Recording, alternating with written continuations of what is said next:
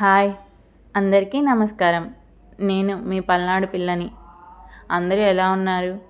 ఈరోజు tomato rice ఎలా చేయాలో చూద్దాము. చాలా సింపుల్గా చేసుకోవచ్చు. 10 మినిట్స్లో అయిపోతుంది. ఆనియన్స్ని, పచ్చిమిర్చి, టమాటాలని కట్ చేసి పక్కన పెట్టుకోవాలి. నేను 3 టమాటాస్ తీసుకున్నాను. మీరు రైస్ని బట్టి తీసుకోండి.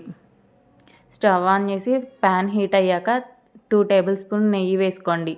ఆయిల్ వేసుకుంటే అంత టేస్ట్గా ఉండదు, నెయ్యి వేసుకోండి, చాలా బాగుంటుంది. నెయ్యి హీట్ అయ్యాక బిర్యానీ ఆకులు, దాల్చిన చెక్క, లవంగాలు వేసి ఫ్రై అవనివ్వండి. ఫ్రై అయ్యాక మనం కట్ చేసి పెట్టుకున్న ఆనియన్స్, పచ్చిమిర్చి వేసి ఫ్రై అవనివ్వండి.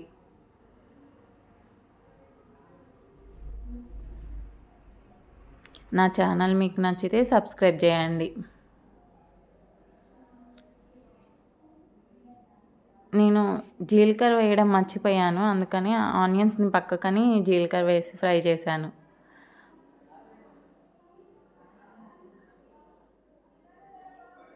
ఫ్రై అయ్యాక టేస్ట్కి సరిపోయేంత కల్లుప్పు వేసుకోండి. కల్లుప్పు అంటారు, రాళ్ళుప్పు అంటారు.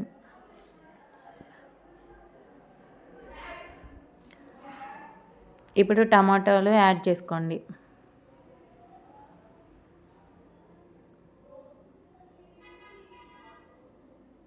బాగా కుక్ అవ్వాలి. చిటికెడు పసుపు వేసుకోవాలి.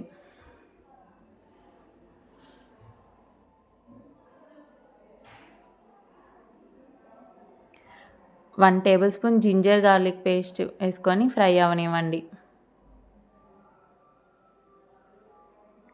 చాలా మంచి స్మెల్ వస్తుంది. మీరు కూడా ట్రై చేసి ఎలా ఉందో నాకు కామెంట్ చేయండి. 1/2 టేబుల్ స్పూన్ కారం వేసుకోవాలి. 1/2 టేబుల్ స్పూన్ ధనియా పౌడర్ వేసుకొని కుక్ అవనివ్వండి. ఇప్పుడు మనం ముందే బియ్యం నానబెట్టుకోవాలి. ఆ నానబెట్టుకున్న బియ్యాన్ని ప్యాన్లోకి వేయండి.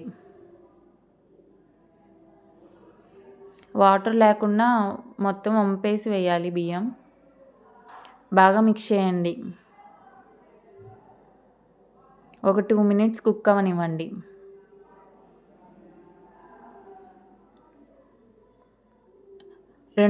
ఒక గ్లాసు బియ్యానికి 2 గ్లాసుల నీళ్లు పోసుకోవాలి.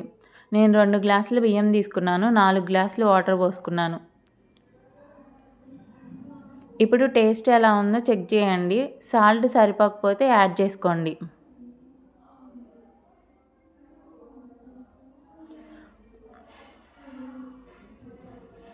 బాగా కలుపుకోండి, మధ్యలో గరిటె పెట్టుకోకూడదు. ఆల్మోస్ట్ దగ్గరగా అయిపోయింది. ఇప్పుడు కొత్తిమీర వేసుకొని గార్నిష్ చేసుకోవడమే. ఒక 2 మినిట్స్ కుక్ అవనివ్వండి. స్టవ్ ఆఫ్ చేసుకోండి. ఎంతో టేస్టీగా ఉండే టమాటా రైస్ రెడీ అయిపోయింది. ఇప్పుడు టేస్ట్ చేసి ఎలా ఉందో చెప్దాము.